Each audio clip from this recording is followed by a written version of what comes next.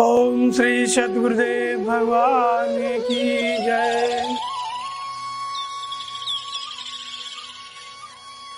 तो गुरु ब्रह्मा गुरु विष्णु गुरुदेवो महेश्वरा गुरु साक्षात परम ब्रह्म तस्मै श्री गुरुवे नमः। दुनिया में आज तक जब कभी भी परमात्मा प्रकट हुआ संसार में तो वो सदगुरु के रूप में ही प्रकट हुआ।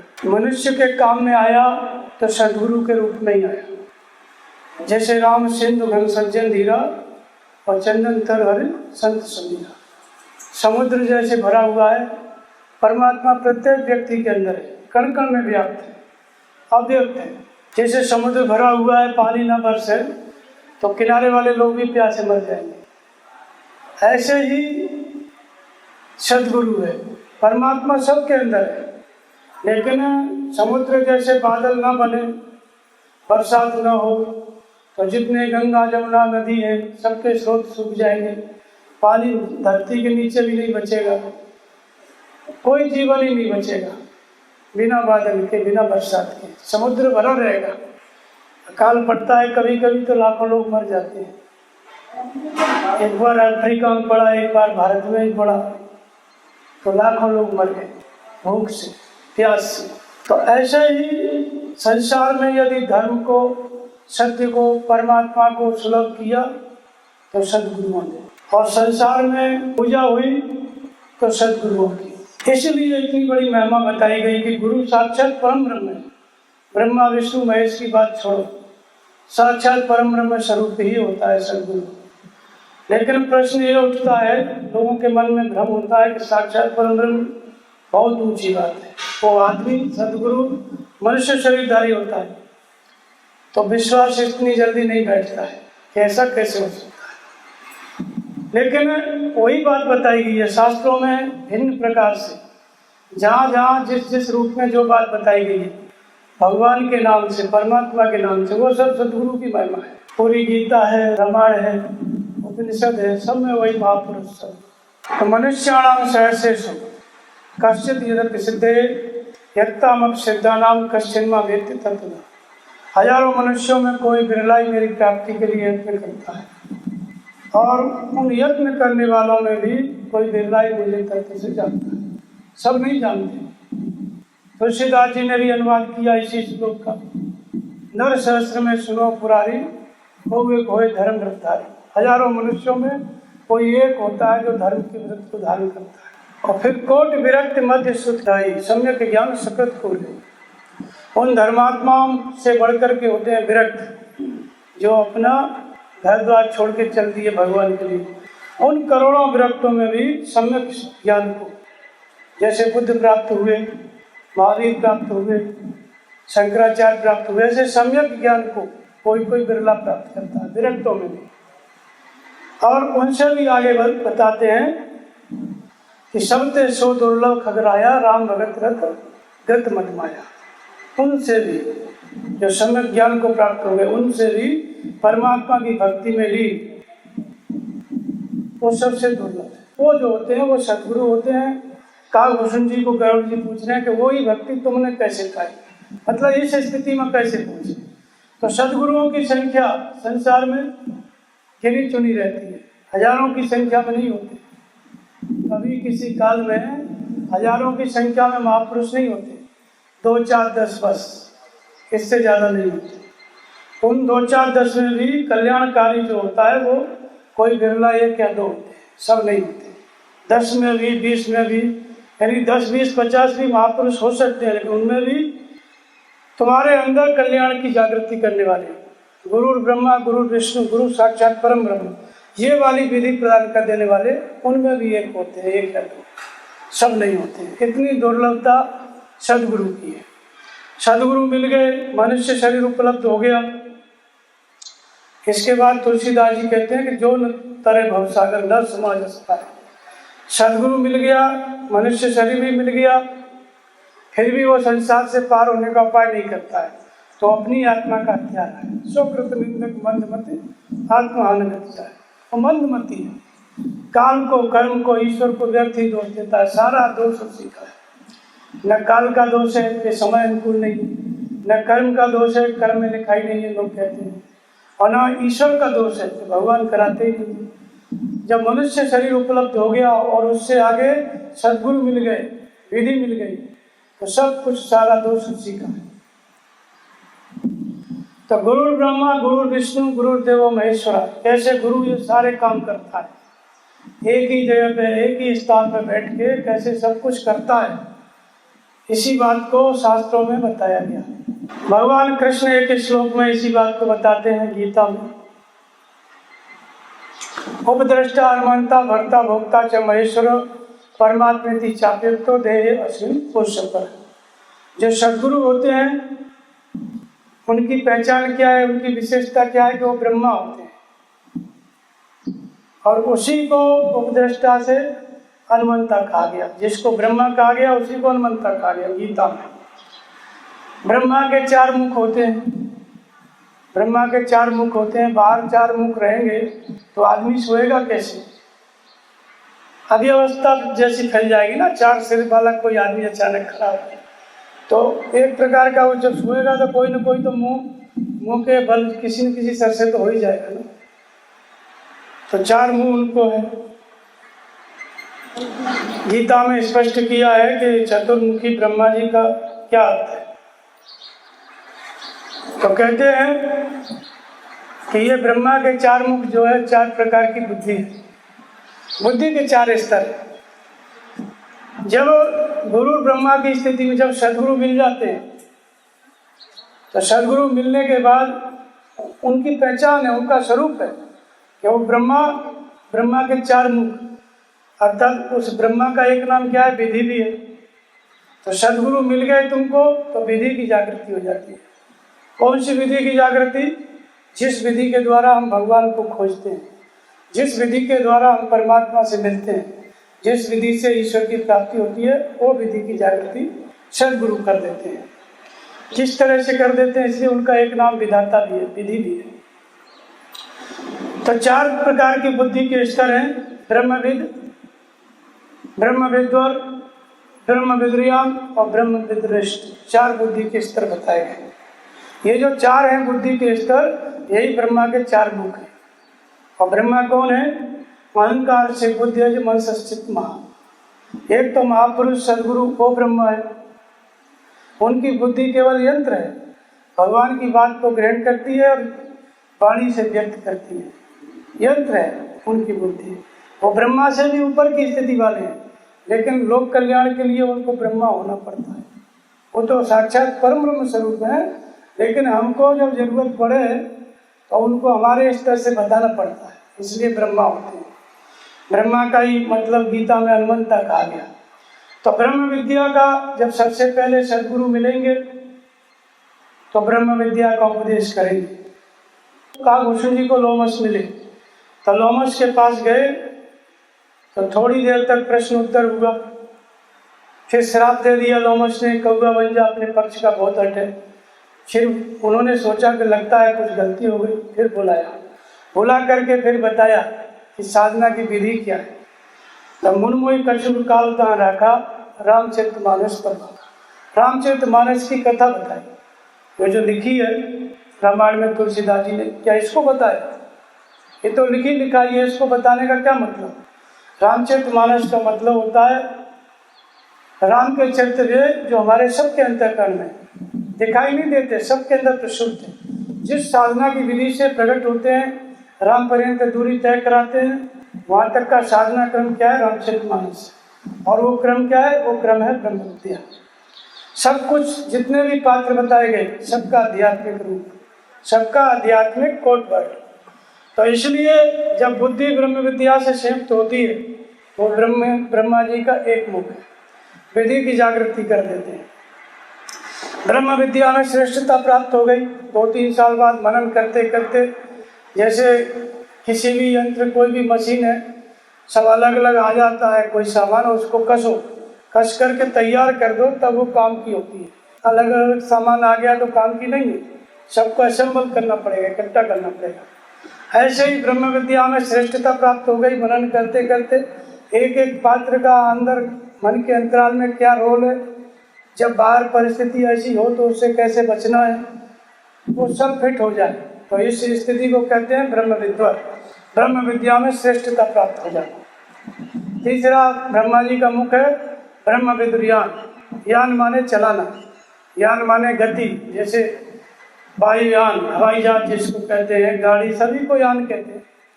ऐसे ही ये तीसरा जो ब्रह्मा जी का मुख है और बुद्धि का तीसरा जो स्तर है, इसमें बुद्धि के अंदर इतनी क्षमता आ जाती है, खुद भी चलता है, साधना कर रहा है, और दूसरे साधकों को, भक्तों को चलाने की क्षमता भी आ जाती है। इसको कहते हैं ब्रह्म विद्यान। ये ब्रह्मा जी की का तीसरा मुख और बुद्धि का तीसरा स्तर। और इसके बाद चौथी और अंतिम अवस्था है ब्रह्म विदृष्ट। ये बुद्धि की जो अंतिम अवस्था है ब्रह्म विदृष्ट, जिस बुद्धि में केवल इष्ट प्रवाहित है, इष्ट मार्गदर्शन करता है, भगवान बोलता है, बुद्धि केवल ग्रहण करती है, कैच करती है और वाणी से व्यक्त कर देती है। तो इस अवस्था को क्या कहा गया? ब्रह्म विदृष्ट। इसी स्थिति में महापुरुष होते हैं जो गुरुर ब्रह्मा की स्थिति वाले होते हैं।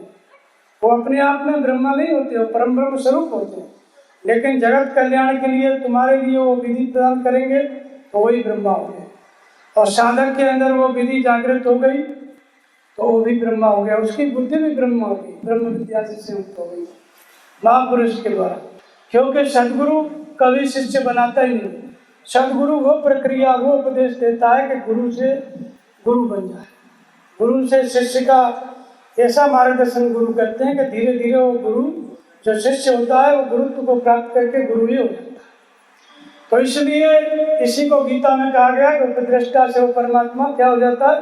अनुमंता हो जाता है। इसी को गुरु ब्रह्मा कहा गया, अनुमति प्रदान करता है। ब्रह्मा का दूसरा कार्य क्या है? सृष्टि की रचना करना। तो बाहर की सृष्टि तो पेड़ से पेड़, आदमी से आदमी, हर चीज से हर चीज पैदा हो रही है, कहीं ब्रह्मा तो दिखाई नहीं पड़ता कि रच रहा है किसी को ऐसे इकट्ठा करके। तो क्या है इस सृष्टि की रचना? तो वास्तव में ये सृष्टि की रचना है ईश्वरीय गुणों की रचना। ये सदगुरु की प्रेरणा से विद्या की जागृति होती है बुद्धि में। तो विद्या अविद्या को तुलसीदास जी बताते हैं, एक जब गुरु बस जाके और प्रभु प्रेरित नहीं निर्बलता है। एक जो विद्या है गुणों को अपने वश में करके, अपने अधीन करके जग की रचना करते हैं। एक तो जग की रचना पहले से ही सब पैदा हुए, ये विद्या कौन से जगत की रचना करती है? वास्तव में ये जगत होता है आध्यात्मिक जगत, ईश्वरीय जगत, सद्गुणों का जगत। इसी को कहते हैं ब्रह्मा की सृष्टि। तो ये सृष्टि कब हुई? जब आप सद्गुरु के प्रति समर्पित हुए, तब जाकर के श्रद्धा स्थिर हुई, तब आपके अंदर ये सद्गुणों की रचना हुई। तो ये काम किसका है? सद्गुरु का है। और जिस सद्गुरु से ये ईश्वरीय गुण जागृत हो जाते हैं, विद्या जागृत हो जाती है, आत्मा जागृत हो जाती है, वही गुरु सद्गुरु होता है। संसार के जितने भी गुरु हैं सबको सद्गुरु की जरूरत पड़ती है। संसार में जितने भी गुरु हैं, हर क्षेत्र के अपने अपने गुरु हैं, हर क्षेत्र के अपने अपने गुरु हैं। कुछ भी सीखना है किसी के पास जाना ही पड़ेगा, पर उन सारे गुरुओं को सद्गुरु की आवश्यकता है। तो सद्गुरु क्या है? वह विशिष्ट स्थिति है सद्गुरु, जिसके द्वारा हमारे अंदर ईश्वरीय गुण जागृत होते हैं। तो ये ब्रह्मा की स्थिति वाला है, गुरु ब्रह्मा। इसी को अनुमंता कहा गया, इसी को साधना की जागृति कहा गया। तो सद्गुरु जब ब्रह्म विद्या से संयुक्त करते हैं, ब्रह्म विद्या प्रदान करते हैं, तो लोमस ने 3 बात बताई। एक तो राम मंत्र दिया, राम मंत्र माने नाम का जप, ओम अथवा राम, किसी भी एक नाम का जप, वो दिया उन्होंने काकुशुन जी को। और दूसरा उन्होंने ब्रह्म विद्या का उपदेश दिया। और तीसरा कहा कि बालक रूप राम कर ध्यान, दीन मोह मुनि कृपा निधान। तीसरा उपदेश क्या दिया? बालक रूप राम। राम युगावस्था में राम का विवाह हुआ, राम धनुधर भी है, राक्षसों का संहार भी करते हैं। ये बालक रूप राम का ध्यान, इसी को शंकर जी भी करते हैं। बंदो बाल रूप सोई राम, सोई मम इष्ट देव रम लीला। ये ध्यान जो कर रहे हैं बाल रूप का कर रहे हैं। तो ये बालक रूप क्या है? बालक रूप राम का ध्यान। बालक रूप का मतलब होता है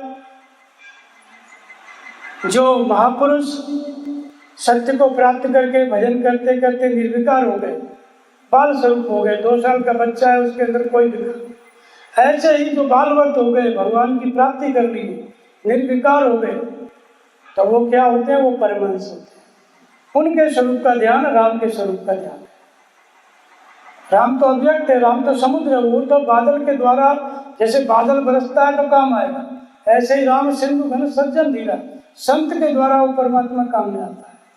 तो सदगुरु के रूप में जो परमात्मा है वो बाल रूप में आ जाता है, वो राम। मतलब निर्विकार स्थिति में जो महापुरुष है वो परमहंस, वही बालक रूप है, उनका ध्यान।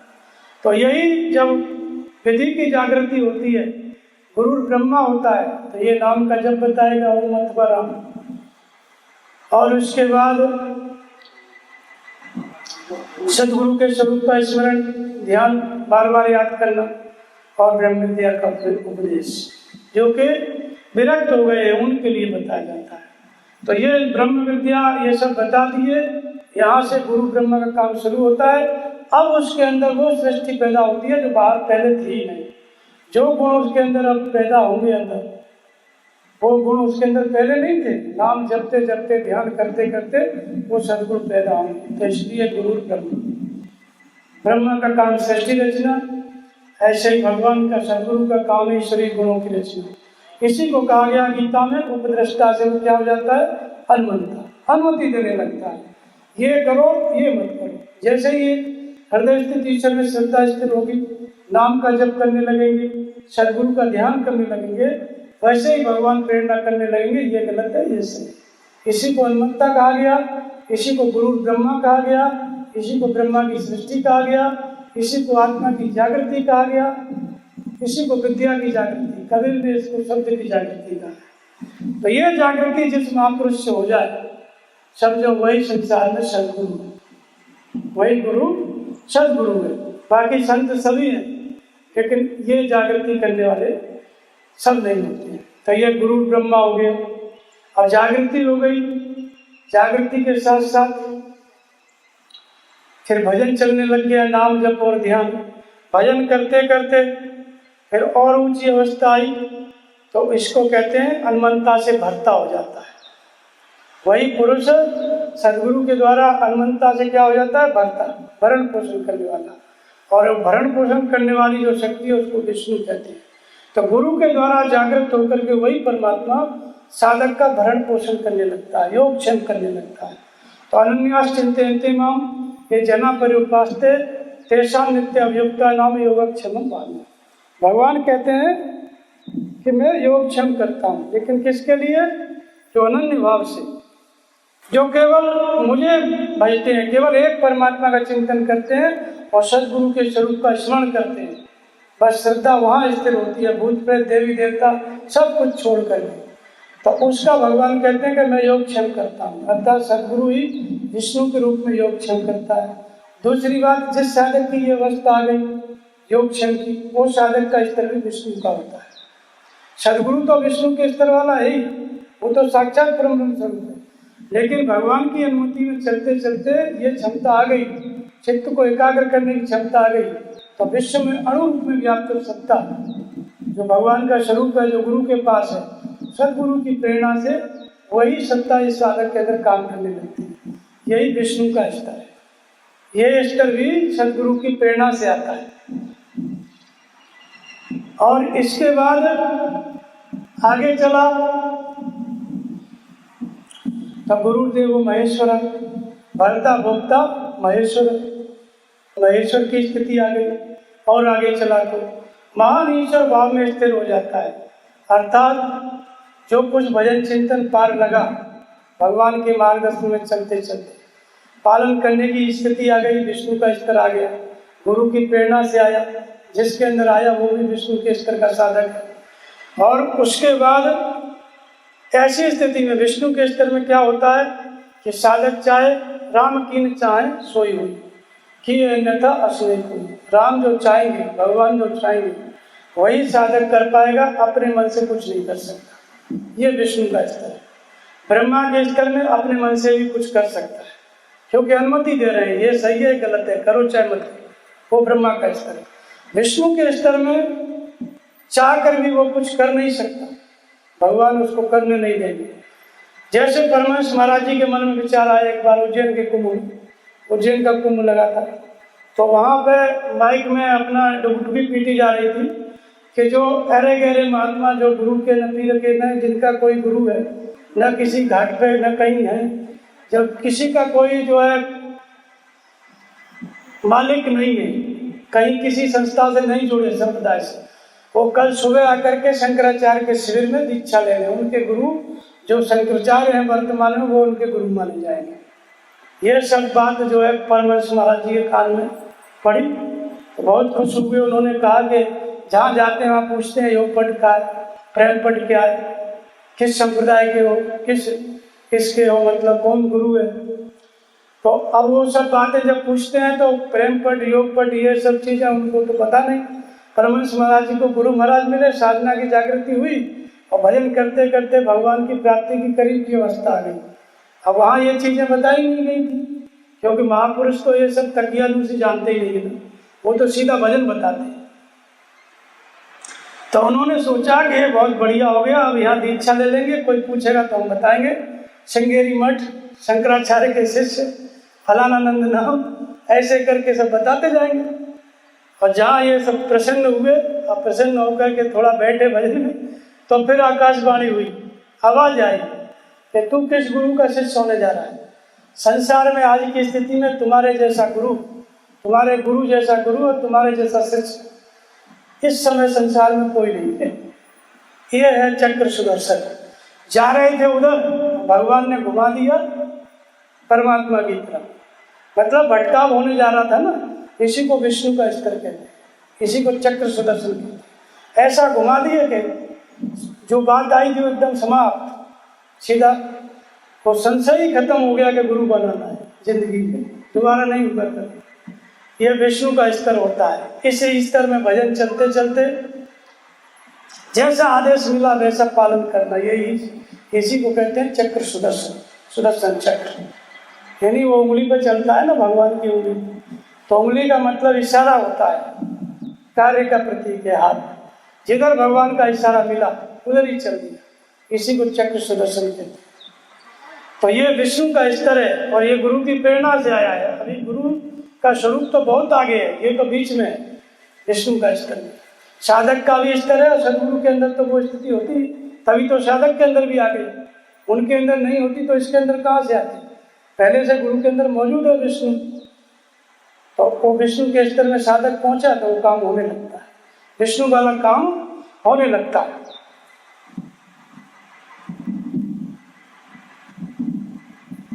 इसके बाद फिर आता है गुरुदेव महेश्वर, उपद्रष्टा, हनुमंता, भर्ता। इसी विष्णु के स्तर को भरण पोषण करने वाला भर्ता भी कहते हैं।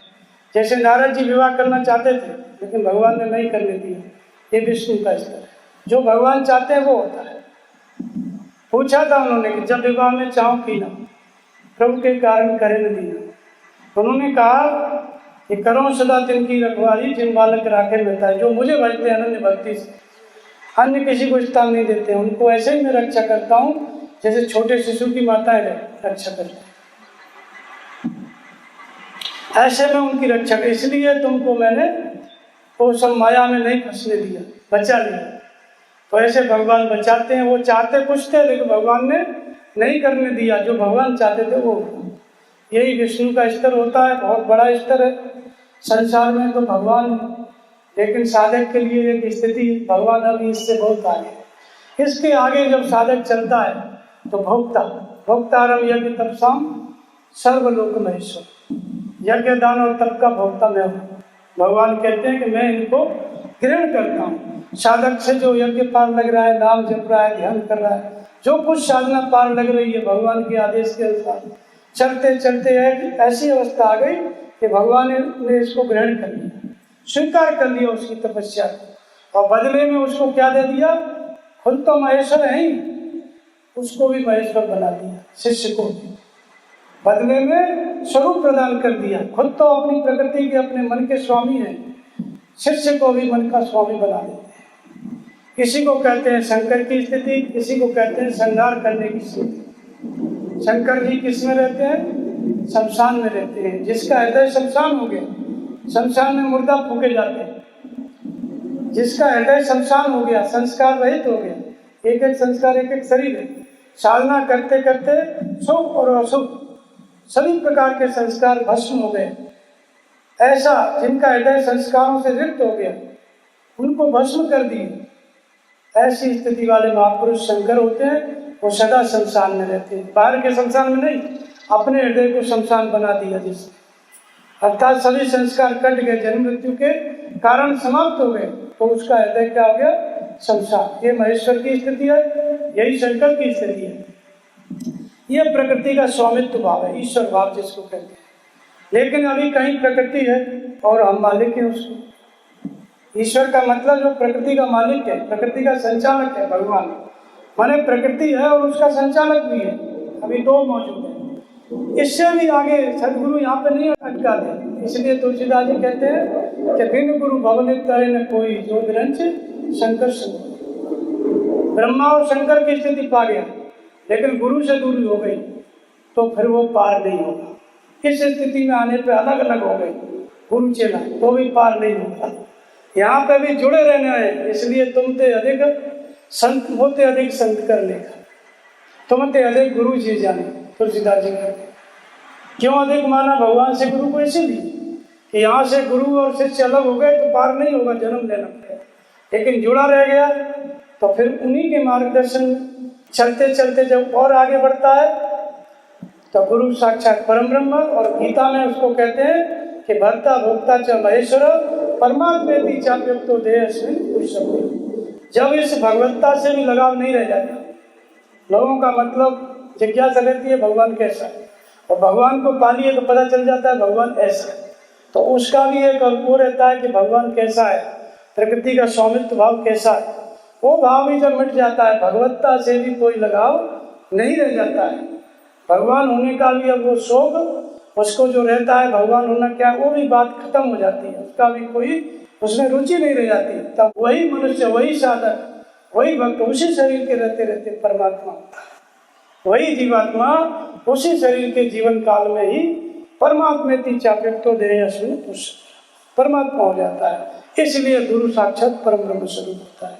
ये स्थिति दूसरे साधक के अंदर एक सदगुरु के द्वारा प्रेरणा करके ये स्थिति प्रदान की जाती है। इसलिए गुरु का भी शिष्य नहीं बनाता, सदा गुरु बनाता है। अब उनका उपदेश कैसा होता है?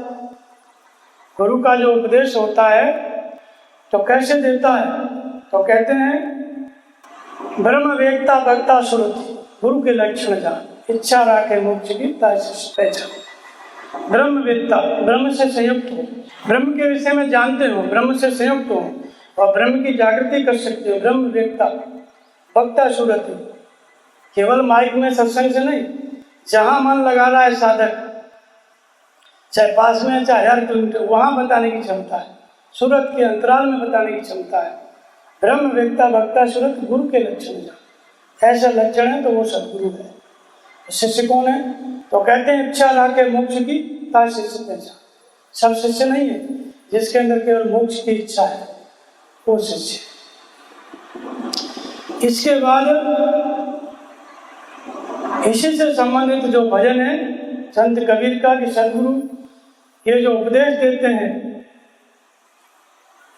वो कैसे होते हैं, इसी स्वरूप को कई बार कई जगह पे बताया गया। जैसे पतंजलि भी कहते हैं कि सदगुरु का क्या स्वरूप है, तो वो कहते हैं कि क्लेश कर्म विपाक आशय अपरामृष्ट पुरुष विशेष ईश्वर।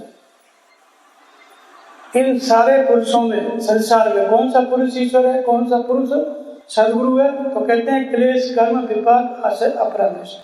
क्लेश माने 5 क्लेश होते हैं, अविद्या अस्मिता राग द्वेष अभिनिवेश। इन 5 से प्रेरित होकर के हर मनुष्य अच्छे बुरे कर्म करता है, और जब कर्म करता है तो कर्मा से कर्म इकट्ठा होता है। जैसे दुग्धा से दूध इकट्ठा होता है, ऐसे कर्मा से कर्म इकट्ठे होते हैं, उसको कर्माशय बोलते हैं।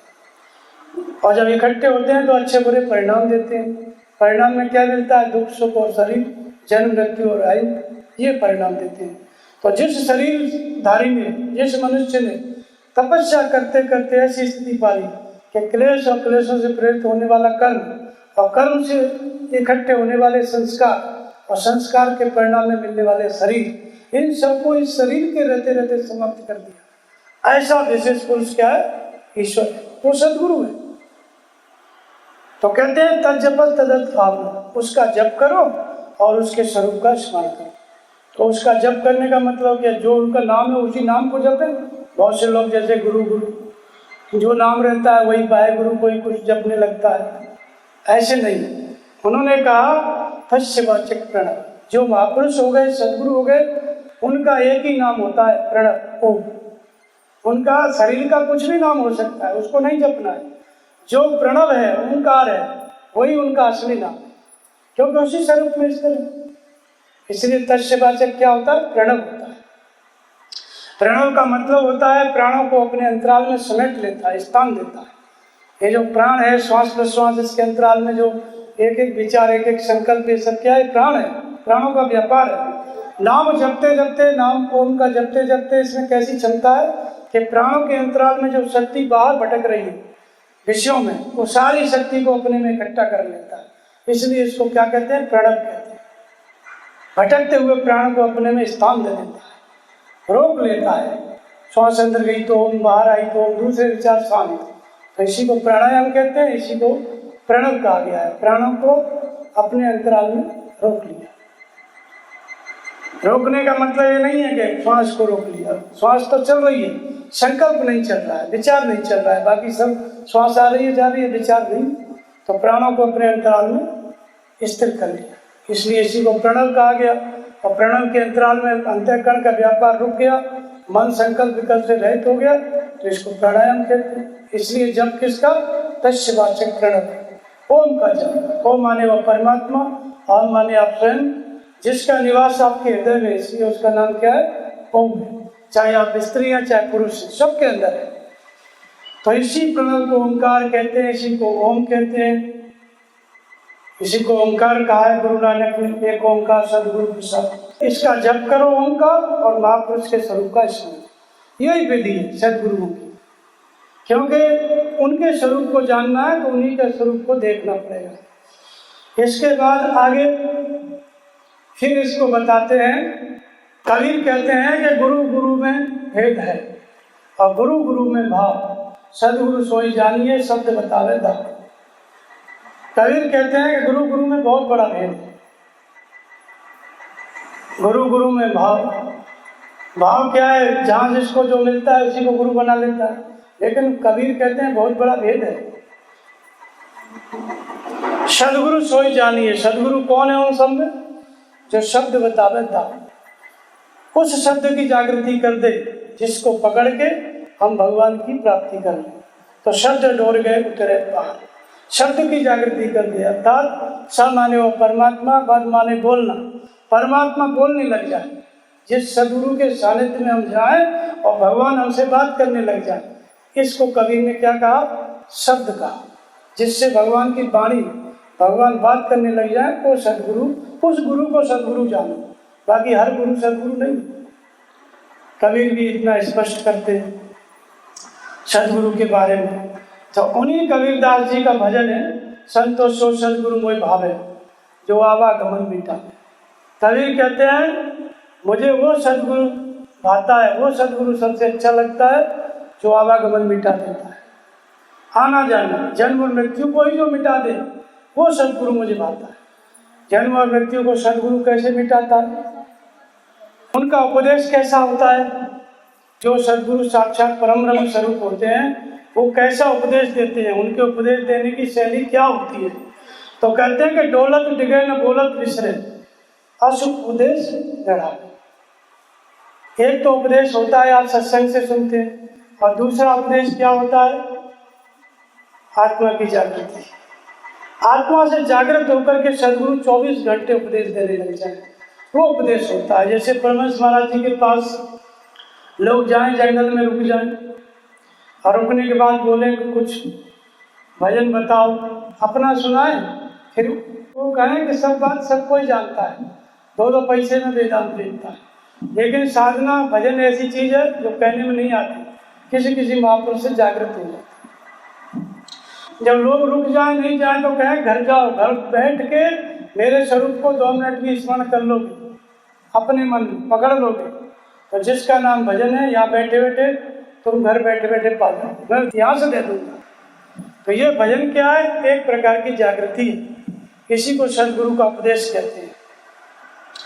ये जागृति सदगुरु मिल गए, नाम जपने के लिए बताए, हम नाम जपने लग गए, सेवा करने लग गए। अलग अलग साधकों को अलग अलग समय में होती है, किसी को 2-4 महीने में, किसी को 6 महीने में, किसी को और लंबा टाइम हो जाता है। लेकिन ये जागृति जब हो जाती है, यही सदगुरु का असली उपदेश होता है। इस जागृति के पश्चात सदगुरु 90% हृदय से बताते हैं, केवल 10-5% बाहर से बताते हैं। और जब तक ये जागृति नहीं है तब तक बाहर के सत्संग का उपदेश ग्रहण करना चाहिए, समझ के चलना चाहिए, जब तक ये जागृति हृदय से ना हो जाए। और हृदय से जब परमात्मा जागृत हो गए, सदगुरु जागृत हो गए, तब फिर उसको उपदेश की जरूरत बाहर की नहीं होती। फिर कैसा होता है उसका उपदेश कि डोलत डिगे न बोलत बिसरे, डोलते डोलते अमेरिका चले जाओ, उपदेश नहीं चलायमान होगा। और बोलते बोलते बोलते रहो, घंटा 2 घंटा बात करते रहो, व्यवहार करते रहो, विस्मृत नहीं होगा। ऐसा उपदेश सदगुरु देता है। कबीर कहते हैं वही सदगुरु मुझे अच्छा लगता है, दूसरे गुरु नहीं। तो डोलत डिगे न बोलत बिसरे का मतलब क्या? रामकृष्ण परमहंस के शिष्य थे विवेकानंद। विवेकानंद जी रामकृष्ण परमहंस जब कलकत्ता की जनता आए देवी में पूजा करने, तो उसके बीच में जब बैठे थे, बोले देवी ने आज ये बोला, देवी ने वो बोला, देवी ने ये खाया वो खाया, कलकत्ता के लोग बड़े प्रसन्न हो जाए, इनसे साक्षात देवी बात करती है। और प्रसन्न होकर प्रणाम करके चले जाए, उनको क्या पता है किस देवी की बात कर रहे। फिर पीछे लगे थे 9-10 शिष्य थे उनके, विवेकानंद जी और 8-10 थे साथ। उनको कहे कि देखो तुम लोग संदेह मत करना, मैं वही राम हूँ जो त्रेता में हुई थी, वही कृष्ण हूँ जो द्वापर में हुई थी, उन्हीं की पवित्र आत्मा हूँ। अगर तुम्हें भगवान चाहिए तो मुझे देखो, मेरे स्वरूप का ध्यान करो। उनको नहीं कहा कि देवी की पूजा करो, खुद पुजारी थे, देवी को पूजा फूल चढ़ाते थे और देवी को चढ़ाते चढ़ाते अपने ऊपर चढ़ाने लगते थे फूल और नाचने लगते थे। तो जनता देख के कहती थी गुरुजी पागल होने लगता है, वो क्या जाने। अब वहाँ देवी को थोड़ी वो चढ़ा रहे थे, वो तो अंदर बाहर परमात्मा ही था उनके, कोई देवी फेवी नहीं थी, भगवान को ही चढ़ा रहे थे।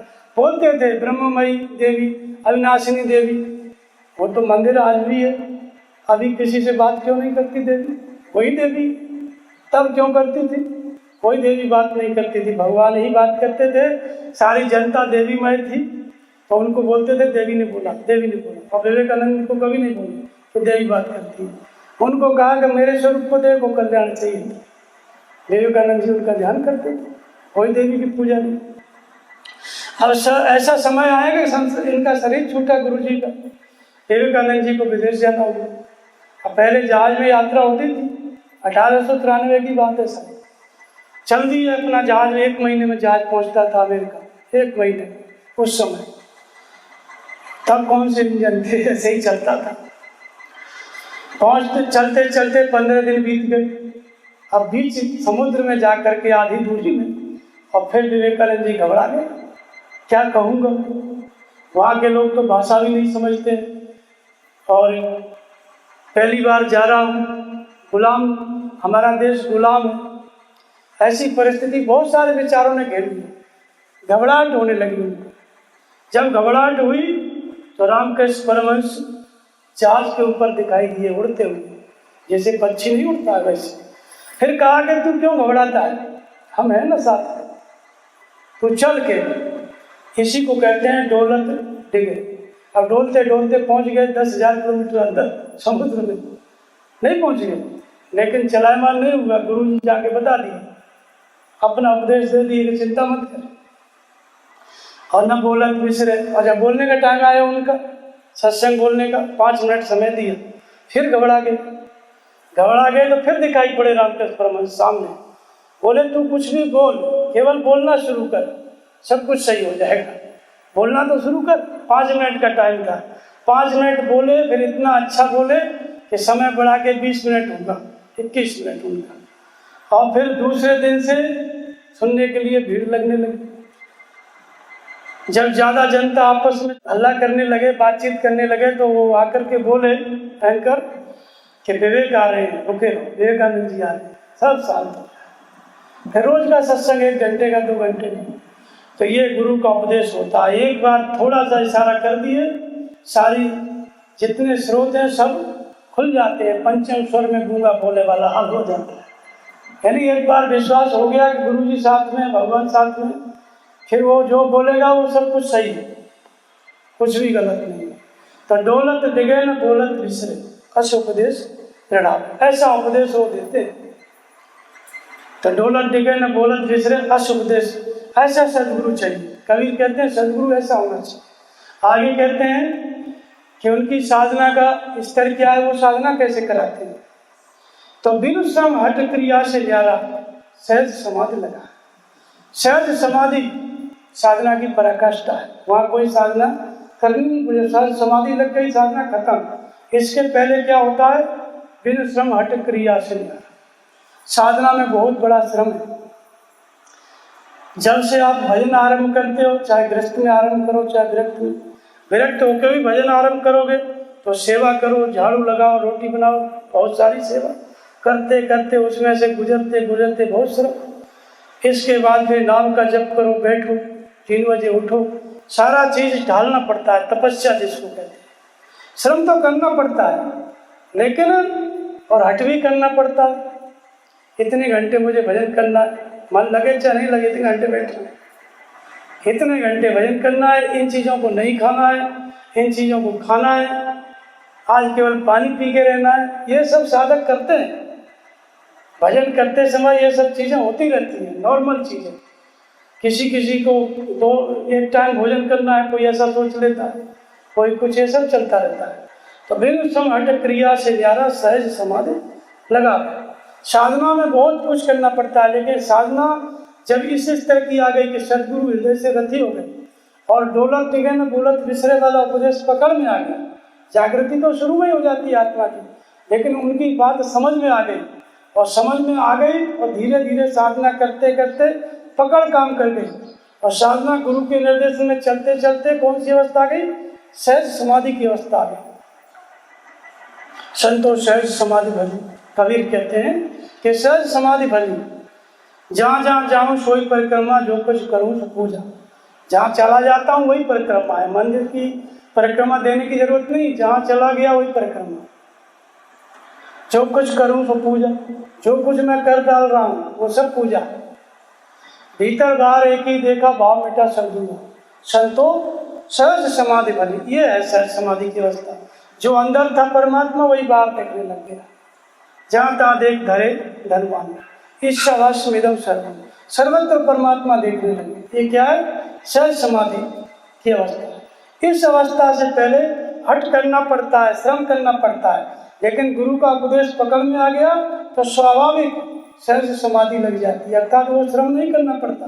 पहले श्रम जितना भी किया हो, हट किया हो, लेकिन जब आदेश पालन समझ में आ गया साधक को, जो आज्ञा मिल रही है वो करने लग गया, तो उसका श्रम धीरे धीरे अपने आप कम होता चला जाता है। क्यों, जो मार्गदर्शन मिल रहा है, निर्देशन मिल रहा है, उस पर चलो। और चलते चलते कौन सी स्थिति प्रदान करा देता है, सहज समाधि की। खुद भी सहज समाधि में स्थित है, शिष्य को भी सहज समाधि की स्थिति प्रदान कर देता है। तो इसके लिए क्या क्या करना पड़ता था, जो श्रम करना पड़ता था, उसमें तो बताते हैं कि द्वार न रोके पवन रोके और ना अनहद अरुचावे। द्वार न रोके पवन न रोके, 2 बात बताई। द्वार क्या है, सर्व द्वाराणे संयम में, भगवान कृष्ण गीता में कहते हैं सर्व द्वाराणे संयम में मनोहृदय निर्दच मूर्धन्याध्याय आत्मन प्राणमास्तु तो योगदान। संपूर्ण इंद्रियों के दरवाजों को संयमित करो। तो संयमित करने में श्रम है। पहले इंद्रियां संयमित नहीं होती हैं, बहुत हटी होती है। कहते हैं कि जिस एक इंद्रिय के साथ मन रहता है, जैसे हवा जो है नाव को इस किनारे से उस किनारे लगा देती है, लगाना है इधर, और 1 किलोमीटर दूर जाके अगर तेज हवा चल रही है ना, तो जगह पे नाव नहीं लगेगी, दूर जाके लगेगी। ऐसे इंद्रियां इतनी बलवान हैं कि वो साधक के मन को उष्टा देती है। लेकिन इंद्रियों के दरवाजों को रोकने में सक्षम हो गया साधक, इंद्रियों को संयमित करने में सक्षम हो गया, तो फिर कैसी अवस्था आ जाती है, सहज समाधि की जब अवस्था आ गई तब स्वाभाविक होता है। उससे पहले तो संयम करना पड़ता है, उससे पहले संपूर्ण द्वारों का, इंद्रियों का संयम करना पड़ता है, और करते करते ऐसी अवस्था आ गई, समाधि लगने लग गई, तब फिर भगवान संयम कराने लगते हैं। पहले खुद करना पड़ता है, फिर भगवान कराने लगते हैं। जब भगवान कराने लगते हैं तो उसी को कहा गया द्वार न रोके। द्वार को पहले रोकना पड़ेगा। आँख जा रही है तो उसको रोकना पड़ेगा, कान सुन रहे हैं तो उसको रोकना पड़ेगा। लेकिन जब पकड़ काम कर गई, भगवान पहले ही बता देंगे कि इसको मत देखो, तो श्रम नहीं है। पहले तो क्या रहता है, साधक के दिखाई दे गया तो अपने मन से रोकना है उसको, लेकिन दिखाई देने से पहले गुरु भीतर से बता दिए, गुरु प्रेरणा करके, तो दिखाई देने से पहले वो समझ गए, तो इसमें श्रम नहीं, भगवान ने बता दिया, सीमित कर लिया। तो द्वार न रोके पवन न रोके। इंद्रिय संयम के लिए क्या करना पड़ता है, पवन रोकना। तो पवन का मतलब होता है श्वास प्रश्वास। जितने भी ऋषियों ने साधना की, इसी श्वास प्रश्वास की साधना की। गौतम बुद्ध ऋषि को कहते हैं पानापान, श्वसन क्रिया, विपश्यना, कई नाम। महावीर स्वामी भी इसको तप संयम रूपी धर्म कहते हैं। श्वास का भजन, पतंजलि कहते हैं तस्मिन् सति श्वास प्रश्वास योर गति विच्छेद प्राणायाम। श्वास और प्रश्वास की गति का रुक जाना प्राणायाम। तो पवन रोकने का मतलब होता है जित पवन मन को निरस कर मुनि ध्यान करो उनको पाओ। मुनि लोग पवन को जीतते हैं, तो श्वास बंद करना नहीं। पवन रोकने का मतलब, पवन माने तो श्वास ही है, लेकिन श्वास को बंद कर दो ऐसा नहीं। धीरे धीरे अभ्यास करते करते ऐसी अवस्था आ जाए कि भगवान की प्रेरणा के द्वारा श्वास प्रश्वास में दूसरे संकल्प शांत हो जाए। और वो कब आती है, जब सदगुरु के मार्गदर्शन में साधक चलने लगता है, तो रोकना नहीं पड़ता है। अपने आप एक बार श्वास में मन लगा दिया, अपने आप ध्वनि प्रवाहित हो जाती है। इसी को परावाणी की अवस्था कहते हैं। नाम जपते जपते जहाँ परावाणी की अवस्था आई तो अपने आप प्रवाहित हो जाएगा नाम, लगाना नहीं पड़ेगा। एक बार सूरत लगाओ, ओम ओम, केवल नाम ही श्वास बोलेगी, दूसरा कुछ नहीं।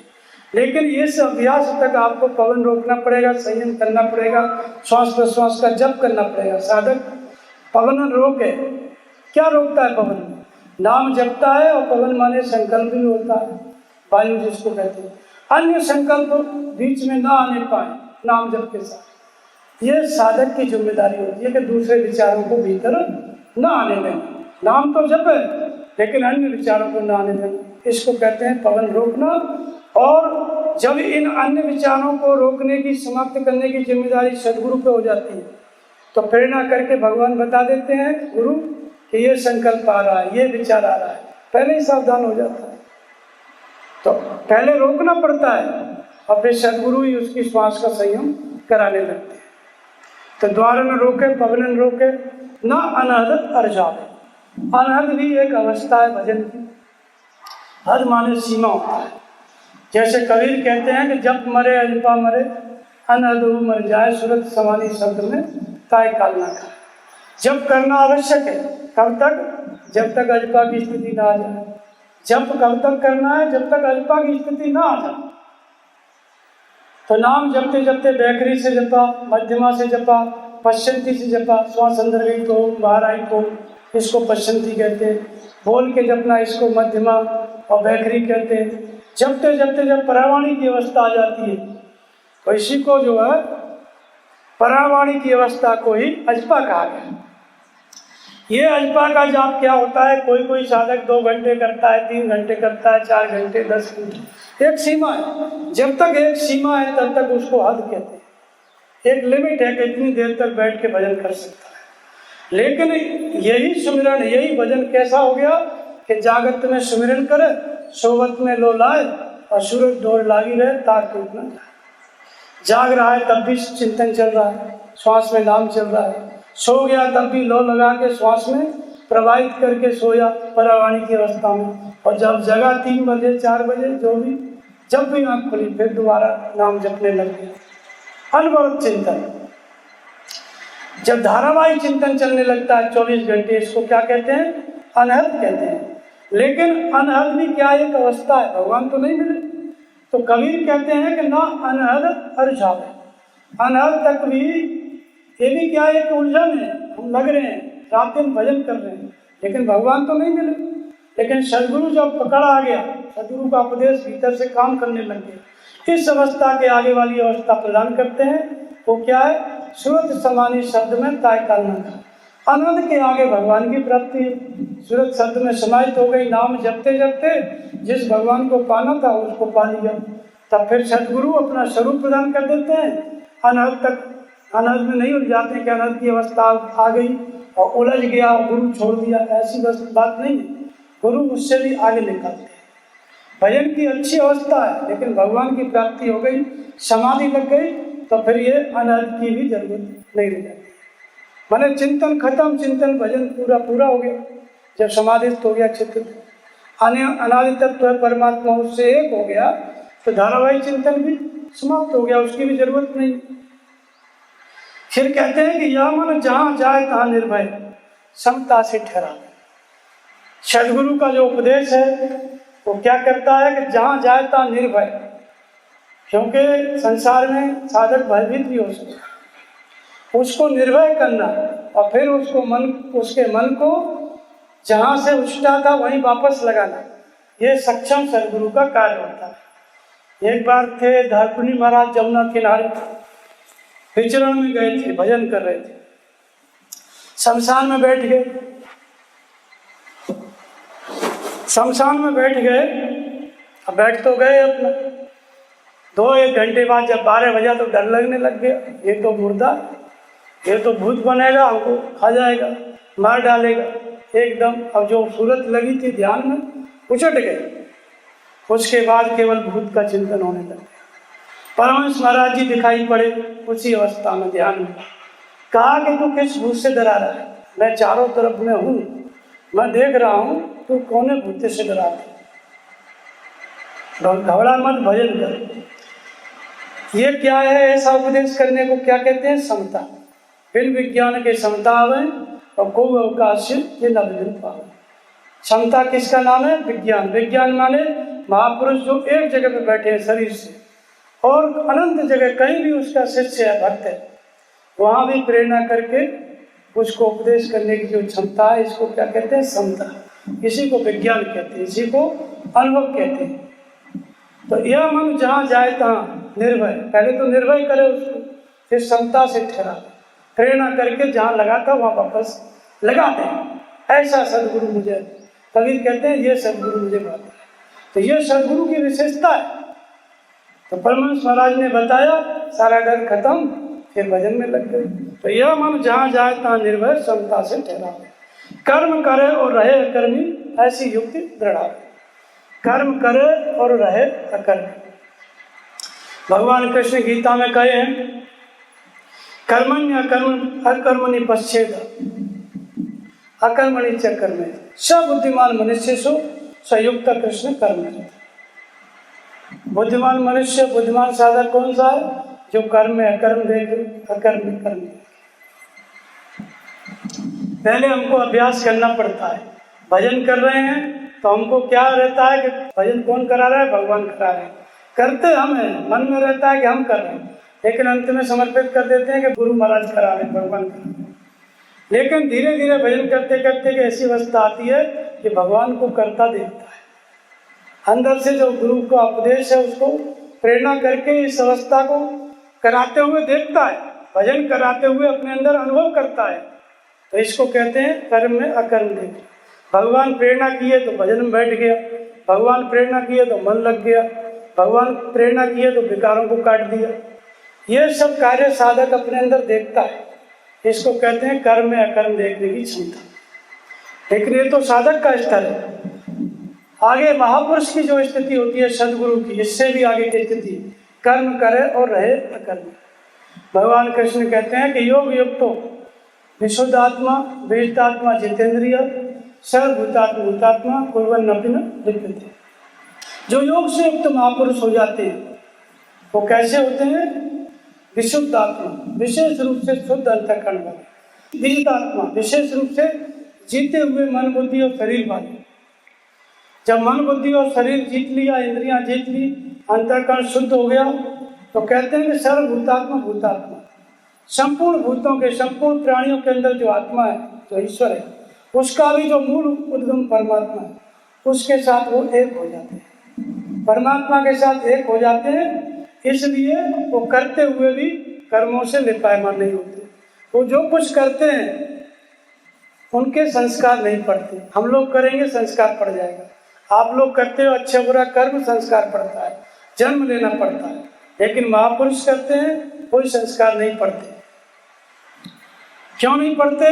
क्योंकि कर्म के परिणाम में जो परमात्मा प्राप्त होना है उस परमात्मा को उन्होंने प्राप्त कर लिया। उससे आगे कोई बड़ी वस्तु नहीं जिसको खोजे, और पीछे वाली वस्तुएं छोटी पड़ गई, इसलिए कर्म करने में आसक्ति नहीं है। तो कर्म का भजन का परिणाम जो परमात्मा था वो मिल गया, अब उसको भजन को करके क्या खोजे, इसलिए वो कर्म में आसक्त नहीं होते। इसलिए कर्म करे और रहे अकर्मी। कर्म तो करते हैं किसके लिए? हमारे आपके मार्गदर्शन के लिए। हम लोग भजन कैसे करें उसको सिखाने के लिए कर्म करते हैं, और खुद अपने अंदर कोई कर्म नहीं करते, निष्क्रिय रहते हैं। बाहर से सक्रिय रहते हैं, भीतर से निष्क्रिय, अकर्ता रहते हैं। अकर्ता की स्थिति कब आती है? जब भगवान की प्राप्ति हो जाए। भाई भगवान मिल गए तो भजन, तुम नाम जपते रहो, तुम अपने मन में जानते हो भाई नाम जप के भी मैंने जिस परमात्मा को पाना था वो तो मिल गया, अब नाम जप के मुझे पाना ही नहीं है तो उसका फल ही नहीं मिलने वाला है, तो फिर आसक्ति नहीं होगी, तो उसका अकर्ता हो गया, फिर वो करते हुए भी नहीं कर रहा है। क्योंकि करना तब सिद्ध होता है जब कुछ मिले। जब मिलने वाली चीज मिल गई तो करने का कोई फल नहीं है, तो उसको कर्ता कहते हैं। इसी को और स्पष्ट कहते हैं कि जैसे कमल कीचड़ में होता है, ब्रह्मण्याधाय कर्माणि संगम त्यक्ता करतया लिख्यते न सत पापेन पद्म पत्र इमामस। कमल कीचड़ में होता है, रात दिन पानी की लहर उसके ऊपर, लेकिन उसका पत्ता हमेशा सूखा रहता है। ऐसे ही महापुरुष संसार में जो अपने संपूर्ण कर्मों को समाधित कर चुके, परमात्मा में विलीन कर चुके, कर्म का परिणाम परमात्मा मिल गया, वो कमलवत रहते हैं। वो कर्म करने से उनको कोई संस्कार नहीं बनता, करते हुए भी अकर्ता रहते हैं। इसको स्पष्ट करते हैं, नैव किंचित करोमीति युक्तो मन्यते तत्वित् पश्यन् श्रवण स्पर्शन जगनन आसनन गच्छन स्वपन श्वसन प्रलपन विसर्जन ग्रहणन उन्मिषन्न निषन्नति इंद्रियाण इंद्रियार्थेषु वर्तन्ते धारय। वो किंचित मात्र भी वो महापुरुष कुछ नहीं करता, सब कुछ करते हुए भी कुछ नहीं करता, क्योंकि वो योग से युक्त है, परमात्मा से युक्त है।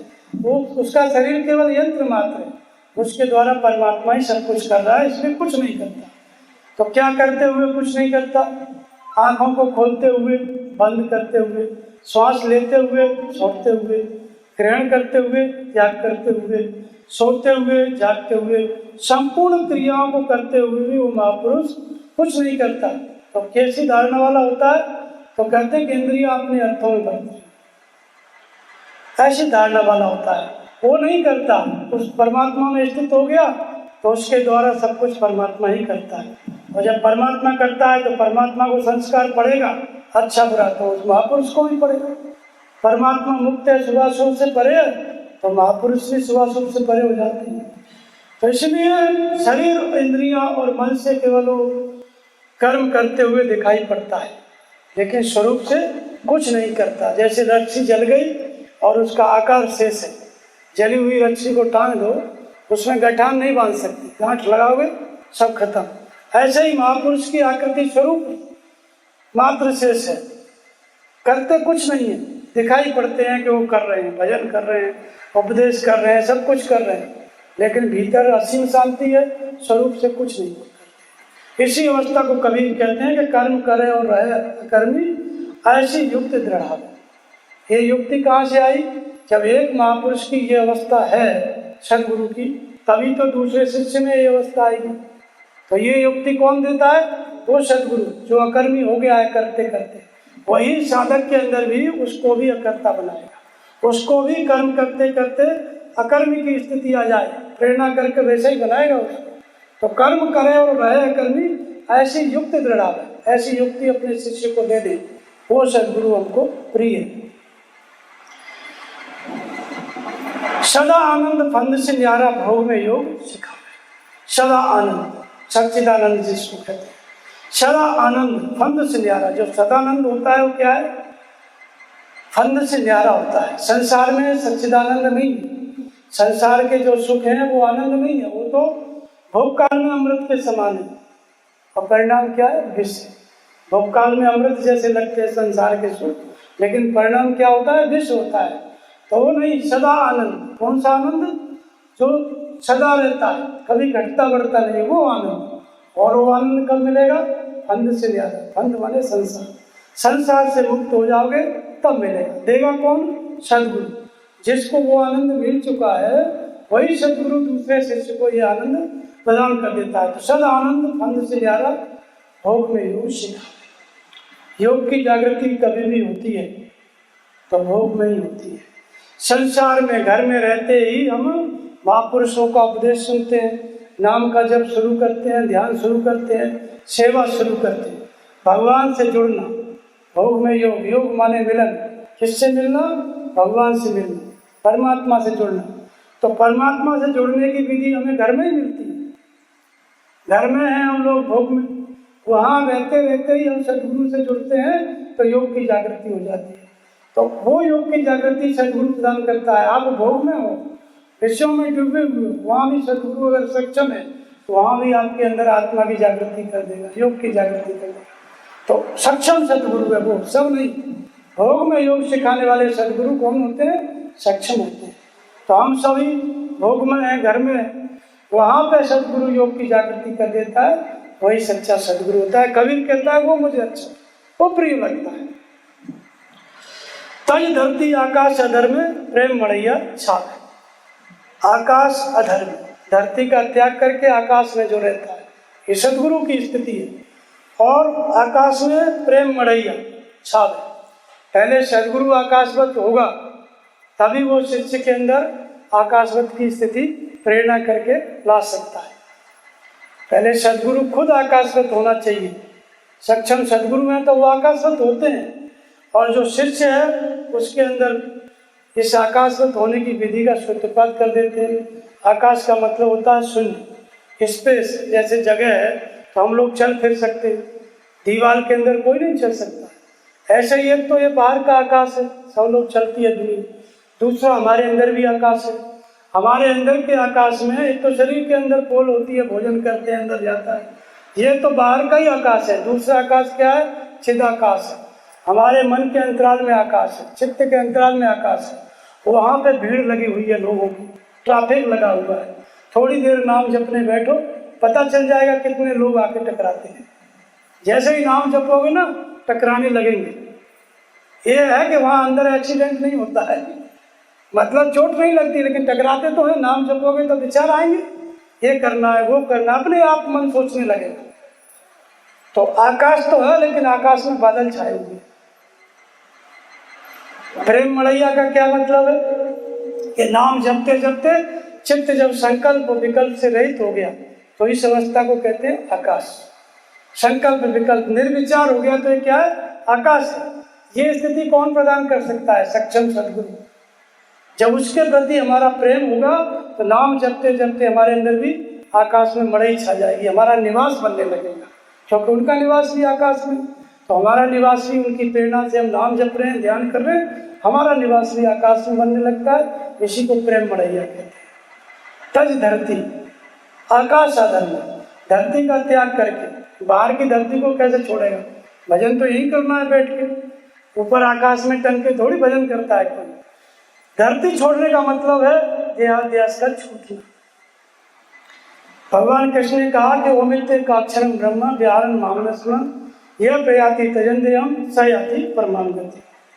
नाम का जप, ओम का जप करते करते, नाम जपते जपते जब शरीर के कारण समाप्त हो जाते हैं, जन्म मृत्यु के कारण, शरीर के रहते रहते जन्म मृत्यु के संस्कार समाप्त हो गए, तो फिर वो पुरुष नाम जपते जपते देहाध्यास से ऊपर उठ जाता है, अर्थात देह का त्याग कर देता है, अर्थात इस शरीर रूपी पृथ्वी का त्याग कर देता है।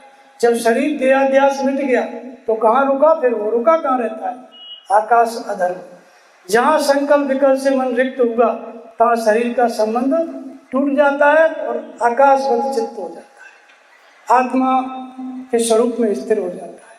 तो धरती का त्याग कर दिया और अधर में मतलब शून्य में संकल्प विकल्प से रहित चित्त शांत हो, अन्य विचार शांत हो गए, धरती का त्याग हो गया, आकाश में मड़ैया छा गई। तज धरती आकाश अदर में प्रेम मड़ैया छावे। अगले कहते हैं कि ज्ञान सरोवर शून्य शिला पर आसन अचल लगा। ज्ञान का सरोवर, ज्ञान किसको कहते हैं? जब आकाशवत स्थिति हो गई तो जिसको जानना चाहता था, अध्यात्म ज्ञान नित्योक्तम तत्व ज्ञानार्थ दर्शनम ये तज ज्ञान नीति प्रोक्तम अज्ञानम यत्त्वमिथा। आत्मा के अधिपत्य में निरंतर चलना। सदगुरु जो आत्मा से रचे हुए थे, आत्मा के मार्गदर्शन में हम भजन कर रहे थे और चलते चलते परम तत्व परमात्मा को, मार्गदर्शन करने वाले भगवान को या गुरु के गुरुत्व को प्रत्यक्ष जान लेना, ये क्या है? ज्ञान की पराकाष्ठा। जब इस स्थिति में आप आ गए तो ज्ञान सरोवर, जिसको जानना चाहते थे उसको जान लिया तो ज्ञान लबालब हृदय में भर गया, ज्ञान सरोवर। और शून्य शिला पर वो कहाँ बैठता है? शून्य शिला, चित्त समाधि, संकल्प विकल्प से रहित आकाश पर, ये शून्य शिला पर बैठना। जब भगवान को जान लिया तो उसकी स्थिति क्या होती है? आकाश की तरह। इसलिए भगवान विष्णु को कहा गया है नीला मूल श्यामल कोमलन, नीले आकाश की तरह, नीले कमल की तरह विष्णु का, भगवान विष्णु का कलर है। तो आकाशवत हो गया तो उसी को शून्य शिला कहा गया। लेकिन होता कब है? भगवान को जानने के बाद। प्रत्यक्ष अनुभूति का नाम ज्ञान है। वो ज्ञान का सरोवर प्राप्त हो गया तो ज्ञान सरोवर शून्य शिला पर आसन अचल लगा। अब ये ऐसा आसन लग जाता है कि यदि गत्वान निवर्तन्ते तद्धामम परमम मम न तद्वास्ते सूर्यो न शशंक न पावक। इस स्थिति में आप पहुंच गए तो धर्म को क्या मिली? अचल पद मिला, अचल स्थिति। तो जैसे ही भगवान की जानकारी हुई, अनुभूति हुई, प्राप्ति हुई तो चित्त आकाशवत हो जाता है और अचल स्थिति को प्राप्त हो जाता है। तो आसन अचल लगा। अब वहां से वो चलायमान कभी नहीं होगा, मुक्त हो जाता है भगवान की प्राप्ति। कहे कबीर सदगुरु सोई सांचा, जो घट में अलग रखा। कबीर कहते हैं कि सदगुरु वही सच्चा सदगुरु है। ये सारी स्थिति, ये अलग जितनी बातें इसमें बताई गई, ये बाहर नहीं है, ये अनुभव में आने वाली अवस्थाएं हैं। घट में अलग रखा है, अलग माने वो परमात्मा। साधना करते करते जो देखने में नहीं आता है, आंखों से नहीं दिखाई दे रहा है, उसी परमात्मा को सदगुरु की कृपा से साधक भी अपने हृदय में देख ले। ऐसा सदगुरु मुझे अच्छा लगता है जिसकी कृपा से अलग अव्यक्त परमात्मा विदित हो जाए। कहाँ? हमारे हृदय में विदित हो जाए। जहाँ भी दृष्टि पड़े परमात्मा ही दिखाई दे। तो ये सदगुरु के लक्षण है, विशिष्ट लक्षण है। भगवान की पहचान ऐसे महापुरुषों से ही होती है। ऐसे सदगुरु जहाँ मिल जाते हैं तहाँ ये सारी अवस्था जो इसमें बताई गई आपके अंदर भजन की जागृति कर देंगे, फिर सब अवस्थाएं आपको एक एक करके उपलब्ध हो जाएंगी। बोलिए श्री सद्गुरुदेव भगवान की जय।